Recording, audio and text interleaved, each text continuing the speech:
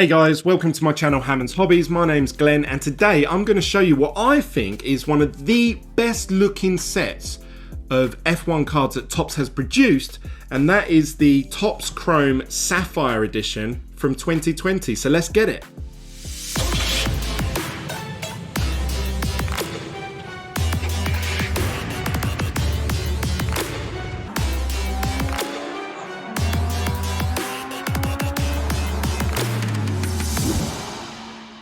So before we get into today's main topic, I just want to say a huge thank you to everyone that's been smashing up the like button. I want to try and grow this F1 sport card hobby to as many people around the world as possible. I need your help with that. If you smash the like button up, that will spread my videos to other people and hopefully they will look at the sport and go, yeah, that's something I want to join in with, and we can help the hobby grow together. If you are new to this channel and you've only just found me, my name's Glenn. I like to talk about F1 cards and Pokemon, and today we're looking at a complete set of Sapphire from 2020. If this is the sort of thing that interests you, click subscribe, join the love. If you want to follow me on any other social media platforms, I'm also on Facebook, Instagram, TikTok, Twitter. Those I typically post things from, like behind the scenes, me trying to sell cards, list on eBay, I don't know, buy, sell, trade, have conversations, box breaks, all that sort of stuff is I do on my social media. So make sure you follow me. Just search for Hammond's Hobbies on any of those social media platforms, and you can reach out to me anytime you want and ask me any questions. Today we are looking at Sapphire 2020. I feel that this is the best looking set, and I thought to myself, Glenn, you've always bragged about how good the Sapphire set looks. You've never done a video about it. And I thought, what an idiot.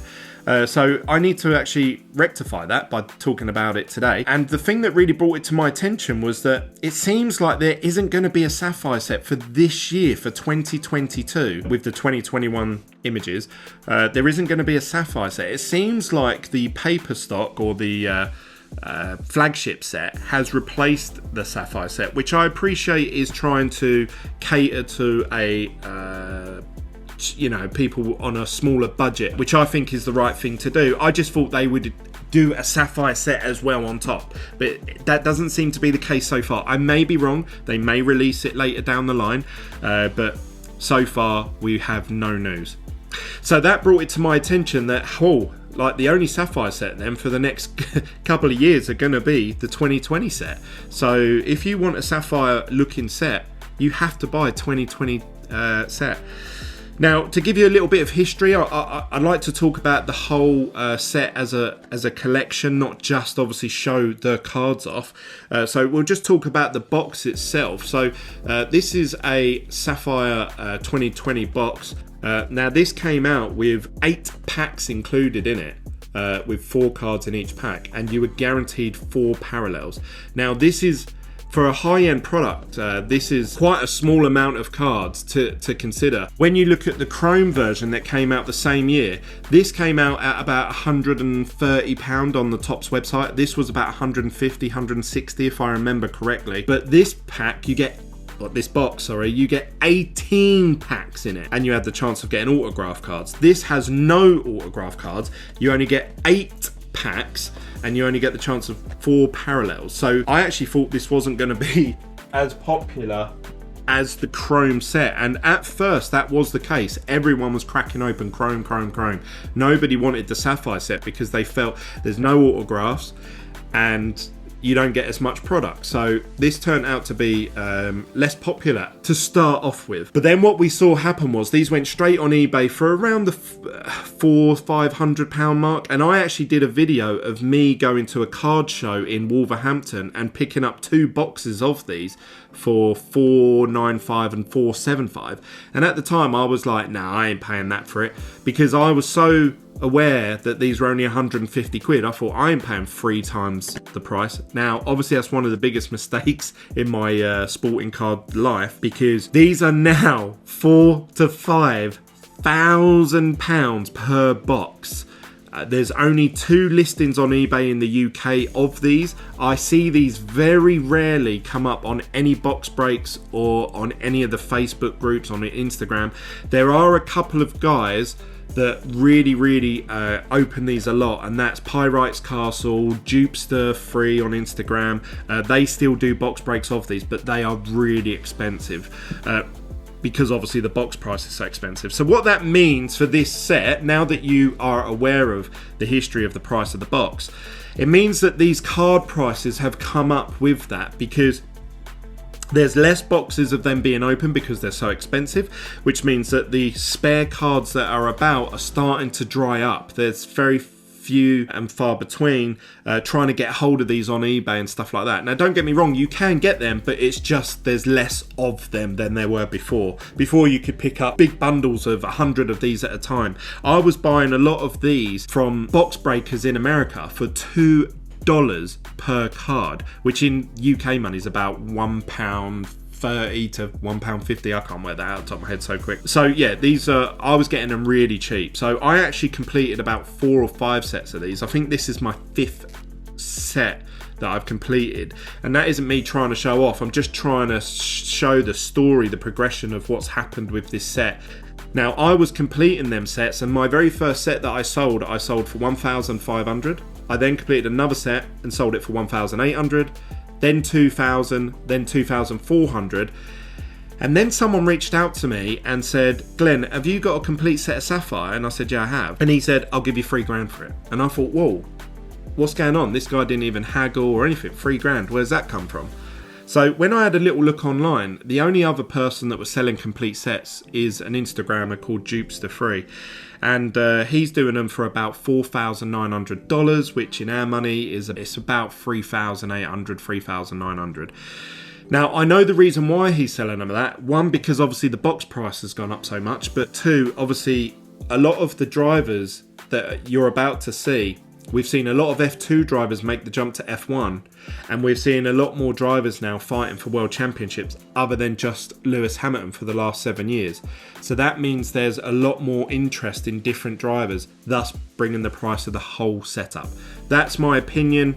Do with it what you will. So if we actually have a look at the collection, this is the money shot. So this is the main page. This is the top 12 drivers in that year's set. We have here obviously this Sapphire effect, which is like a mixture of gold, yellow, blue, purple in a sort of shattered glass sapphire speckled effect. And I really like this set. This is one of my favourite sets, as I keep pointing out. The way that you can just shimmy this in the light, it just adds that extra dimension to the card, rather than just looking at the plain card, you know, and it's just a flat image. It just gives that extra dimension to it, almost like a 3D effect, if you like. And what I also like about this year's set, and this is true in Chrome and Sapphire, is that actually you have the driver tall image of the driver very clear on a plain background. So if we look at, say, this year's cards, you'll see that there's actually quite a thick border going all the way around the edge, and then within that a thinner border going around the edge of the driver. Then the driver is placed within that border, and then you have the writing going at angles with these little slits and stuff coming off it. So I actually prefer the look of these images because it's just a lot bigger, a lot clearer, more vibrant. So I actually think Chrome 2020 and Sapphire 2020 is better than the 2021 sets. My opinion. I'd love to hear your thoughts. Comment down below if you feel for some reason that the other set is a better looking set. Let me know. So let's have a little look at some of these cards. Lewis Hamilton, top dog. Whether you like it or not, he's the main guy. He's the most expensive card. To get this base card, you're looking around £450. Charles Leclerc is about £250, and Max Verstappen, obviously winning the World Championship last year, has pushed his card up to about £300. Now, if Max starts fighting for the title this year, which by looks of things he is, we may see his card catching up with the value of Lewis Hamilton's, but Max Verstappen's sort of like the favourite at the moment in the driving seat. So his card has gone up a lot. And then on top of that, I'll show you later on in the set, there's actually quite a few Charles Leclerc cards. So if you imagine that because he's quite a popular card at the moment, quite a popular driver, because he's potentially going to win the championship this year. Bearing in mind we're still quite early on in the season, but that's how it's looking. There's about 10 different Charles Leclerc cards in this set. Whereas if you look at Carlos Sainz, there's only 3 cards in this set of his. You've got him, his car card, and then his alternate image. As far as I'm aware, that's the only Carlos Sainz cards in this set. Now, if you're coming into the F1 sport as an investor, I actually feel that Carlos Sainz cards at the moment are the ones to keep an eye out on. He was always known as Mr. Consistency. He's always Mr. Sunday, smooth operator, very fast and very consistent as well. He's crashed out twice. He's spun himself. So he's actually had a bad start to the season. But if we start seeing Charles Leclerc and Max Verstappen running into each other, he's going to be there behind and picking up race wins. I also think he has the ability to beat Charles Leclerc, which he did, I think, last year. The year after this, so this would have been 2021. I think points-wise, he was actually beating Charles Leclerc for most of it. So Carlos Sainz, I think, is the one to look out for, but many people are overlooking him. So I may pick up a lot more Carlos Sainz cards. That's my opinion. Don't go out and do silly things with your money.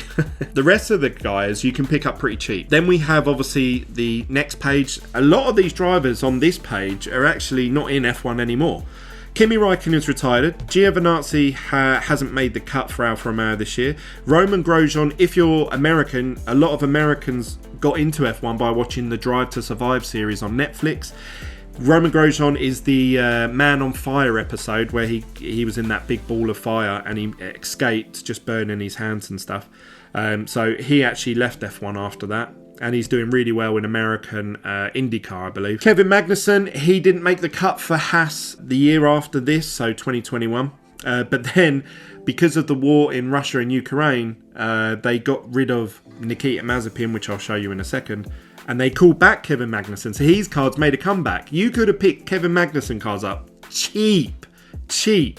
And then now he's back and he's performing pretty well. He's basically got the same sort of chassis as Ferrari, and Ferrari are dominant this year. So he's sort of like the head of the midfield pack, if you like. Even Lewis saying, I couldn't hold back the Haas, they just flew past me. So they've got a really strong car this year.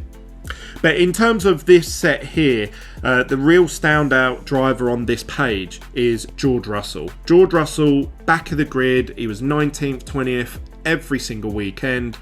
He was lucky if he overtook any people because the Williams car was so much further behind than everyone else's. But he played the long game. He waited for a Mercedes seat. It came up. He's got his chance and he's now a Mercedes driver, which means that this is his first image rookie card. It's got the little RC logo. So this is a very popular card. This is probably the most expensive card on this page. So after the 20 drivers, we have the 20 car cards. So each of the drivers in the same order that they're in for these portrait shots, you have all the cars. So 20 of those. So in terms of neatness and symmetry, works out really well. 20 drivers, 20 car cards. Then we move on to the F2 drivers. F2 have the potential to, if you're trying to invest or sort of almost sport betting with cards, these have the most potential, because if you look at, say, Zhou Yongyu, his card you could have picked up for about, I remember seeing his autograph cards for about £30 to £50, and then he got signed for Alfa Romeo and boom, his autograph card went up to, I think they're going for about £1,000 now, maybe 800. But first Chinese driver ever to enter F1, so obviously the Chinese market absolutely soaking up his rookie cards, his autograph cards. So he has had a huge explosion in price. Also from here we've had, obviously, Mick Schumacher has gone to Haas. He's now made the jump to F1 since this set came out. Nikita Mazepin has also joined Mick Schumacher in that jump to Haas. And we've also had Yuki Tsunoda go from F2 to AlphaTauri. So we've had 4 or 5 drivers from this F2 lot go up. Now, I would imagine this is going to level off now because not all of these drivers are going to have a chance to get into F1. Maybe 1 or 2 more will, but the rest are going to probably fall by the wayside. So in terms of overall growth. I've heard rumours that Callum Illiot might get a position. Robert Schwartzman, a lot of people are betting that he's going to get a position in F1. I don't hear so much about the others. Then after all the F2 drivers, we then have the F2 cars. So exactly the same layout as F1, which is awesome. Again, for OCD reasons, that works out neatly. And what also works out really well is that the last F2 driver car card ends on that page, thus starting a brand new page with the F1 team bosses. Obviously the F1 team bosses, same as the F1 drivers, big portrait shots, pretty much taking up the whole card with no borders or anything. But something that's a bit odd with these is that some of these teams have two team boss cards. Some of them only have one. So Alfa Romeo have two, Red Bull have two, McLaren have two, and Mercedes have two, whereas the rest have one. So, a bit unusual. I don't know why that is. After the team bosses, we move on to the F2 team cards. Now, I actually really like the images of these F2 team cards, and that's because it's the car parked up in the pit lane whilst the mechanics are getting the tyres ready. And they do this for a few of the teams here. I wish they'd done that with the F1 teams. I would have liked to have seen a whole set of F1 teams with that sort of style image. So moving on, after the F2 teams, we move on neatly onto the F1 team badges. Now, something that I want to point out is that if you like the team badges, so if you want, say, like a Ferrari, which I think is going to be the most popular team badge, if you want a Ferrari badge, you have to buy Sapphire or Chrome cards from 2020, because in 2021 they don't have team badge cards, which I find really unusual. I don't know why they didn't do that. Some of the teams have changed, like Renault is now Alpine. We've got Racing Point is now Aston Martin. So there isn't an Aston Martin team badge. You can't get it yet. Williams, I think, are going to change very shortly. So I don't know. I don't know why they haven't done team badges. That's a question for Tops to answer, not myself. But it just means another reason why, if you want these type of images, you have to get 2020. So I think this is another reason why this set's going to perform pretty well over the next year or two. Then we have the F2 team badge cards, same as obviously the F1 ones with all their team logos. I don't think many of these have changed name. A lot of these are actually owned by the F1 teams, and they use it to do their young driver programs. Yeah, so that's the F2 team badges, and then this moves directly onto, again, fitting in nicely in these 12 slot binders, race winners in the top left corner. So we can see here, this actually tells the story of what happened throughout that year. So we can see here that Bottas was actually the first winner of that year. Then it was Lewis Hamilton's, he won a couple of races, then Bottas again, and then a whole row of Lewis Hamilton's. So really, Lewis Hamilton dominated that year. You can tell that story just looking at this binder as a whole set, which I really like, because you can look back at this in 5 years' time and go, oh yeah, look, he won that. So I think that's a pretty cool feature. Now, one of my favourite cards from these couple of pages, and this isn't me just being like, oh, because I'm British, I've picked a Britain card, but this is Lewis Hamilton crowd surfing with the British crowd. I really like this, not because of the British flag and Lewis Hamilton with the British crowd. I would have liked this image if it was Lance Stroll in Canada. It's very rare you see F1 drivers mixing in with the crowd. There's only been a few incidences I can remember. I remember Damon Hill done it, and Nigel Mansell, he done it as well. You see, like, you don't see very often the driver jumping into the crowd. You see them jumping into like their team mechanics once they've won a race and stuff like that, but it's very, very rare you see F1 drivers actually in the grandstands mixing with the crowd. So that's why I like this card. I also really like, and this has nothing to do with Britain or anything like that, this actually is rival for a few years, and that's this Vettel card. Sebastian Vettel sort of cheering to, if you can see it on this Sapphire version, like thousands of people in the crowd. So you've got the crowd there in the image, as well as the driver in the car. So I really like those images. I think they just really stand out compared to, you know, all these images are all just the drivers on their own, but when you've got like tens of thousands of people in the background, it just looks awesome. So I want to see more of those. Please, Tops. So then we got the obviously the race winners. You can see here pretty much dominated by Lewis Hamilton and Bottas. They won a lot of the races for that year. But then we go on to the driver of the day. Now the driver of the day is an interactive fan thing that F1 started doing a few years ago. And what we started to see was that Lewis Hamilton across the whole world, obviously in Britain he's very loved and cheered on, but across the rest of the world people are just fed up of seeing him win all the time. So he doesn't get voted driver of the day very, very often, and you can see that in this collection here. So this is in order the driver of the day, and bearing in mind Lewis Hamilton had some really great victories. Like he had to overtake people in some of them he just won from the lead and he had no troubles at all. Some of them he really had to overtake loads of people and do some really good maneuvers and stuff like that. He still doesn't get voted driver of the day because people just want to see him lose. They want someone else to win. They don't care if that's Max, Charles, Bottas, Lance Stroll. They just want to see somebody else win. And if you look at these driver of the days, and I think this is why this set has gone up quite a bit in price lately, Charles Leclerc is one of the favourite. It's just a sea of Ferrari here.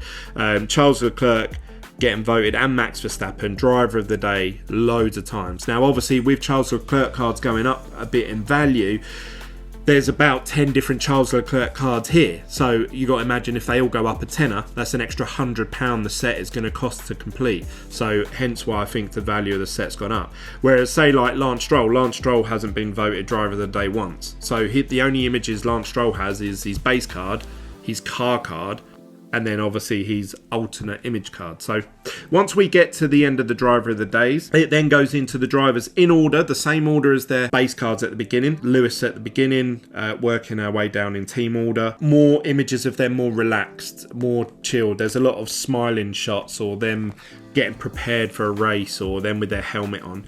Most notably, I really like this one by George Russell with the red helmet against the blue background. I think that really stands out. But I really like these images. The 2021 Chrome set, don't know why they have included these images straight after the base portrait cards. So you have all the 20 base portrait cards, then you have these. But instead of doing what this set done and put them in the same order as what the portrait cards are, they're just random. So you have like Bottas, then 3 Lance Stroll cards, then a Kimi Raikkonen, then 2 Vettel cards, then a Lewis Hamilton. Like, it's just all over the place, and I don't understand how they got to that order. But never mind, I'll touch on that when I do a full review of that set. Then we have some race winners. So obviously Mercedes, Red Bull won actually the DHL pit stop. So they done the fastest pit stop of the year. So they won an award. Lewis and obviously Mercedes winning 7 world titles. So they won the championships for that year. And then we move on to probably the most expensive cards on this page. And that is the Freshest Cards. These are like the rookie cards for that year. And the 3 that we've got, what a year. Alex Albon, Lando Norris and George Russell, really popular drivers, all starting the same year. So these are very popular rookie cards to collect, and they're quite expensive at the moment to get. Now that is actually the end of the set. If you just try and collect the 1 to 200 cards, George Russell is the 200th car. These images here are their variation images. They're what they consider their short print run images. So it's the drivers all sitting on a tyre. There's 10 of them.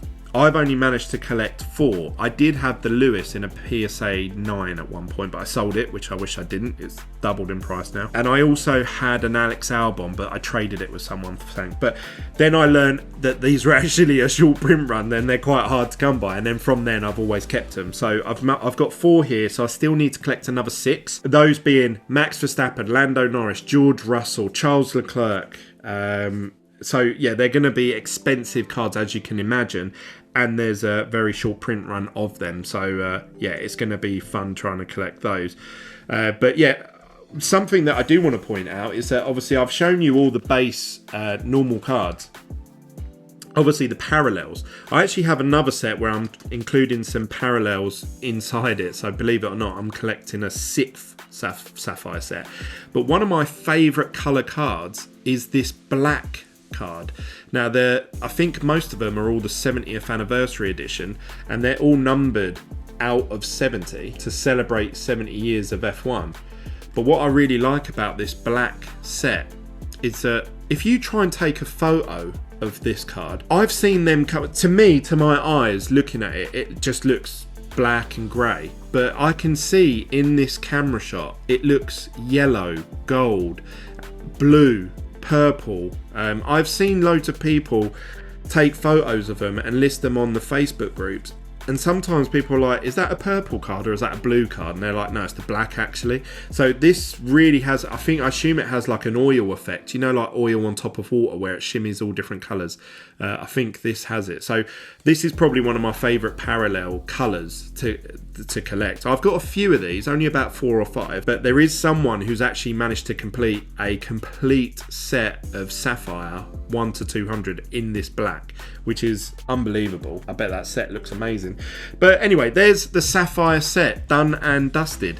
What do you guys think of that Sapphire set? Did you like that little run through? If you do, I've got some other sets that I need to go through and talk about. I also, like I say, am completing another set of Sapphire. This is going to be just for my own personal collection. And what I've done is I've included some of the parallels that I've collected along the way. So we've got some aquas in there, we've got some blacks, some oranges, I think there's some golds in here as well, gold. So this team boss here, you can see there, like I just looked at the screen and that looked like a gold card, but when I look down it's black. So the blacks are really confusing on camera.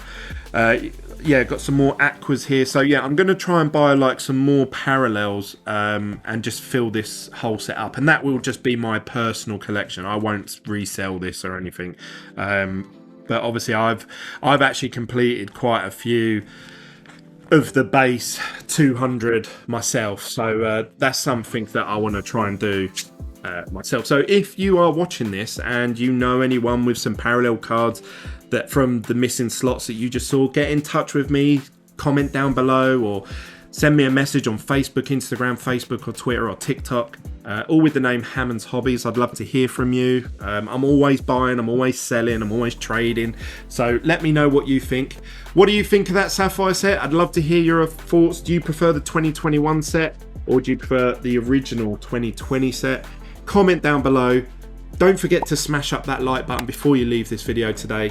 And that's really it from me, guys. I'll see you very soon for another complete set walkthrough, as well as, like I say, in a week or two's time, I'm going to have some really big unboxings, really high-end products to show off to you guys, to open up and hopefully to give away. So make sure you click the subscribe button and follow and get notifications when I upload a video next. That's it from me, guys. I'll see you on the next one. Bye.